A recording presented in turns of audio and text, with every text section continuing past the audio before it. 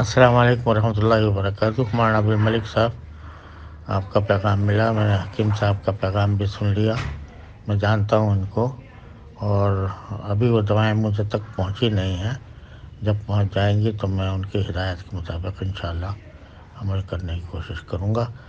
البتہ اس وقت جو پریشانی ہے وہ بھائی صاحب کی ہے، کیونکہ کافی دن سے وہ بیمار ہیں، اور اس وقت ہم ان کو ایمرجنسی میں لے کر گئے ہیں اسپتال، وہاں تاکہ ان کی پوری معائنہ ہو جائے اچھی طرح. تو بس دعا کی جگہ کہ اللہ تعالیٰ ان کو صحت و عافیت عطا فرمائے.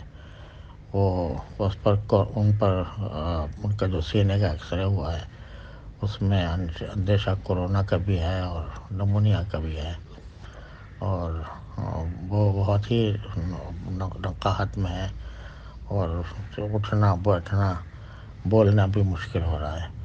دعا کی جگہ کہ اللہ تعالیٰ ان کو صحت و عافیت کاملہ عطا فرمائے. السلام علیکم ورحمۃ اللہ وبرکاتہ. درس قرآن .com www.darsequran.com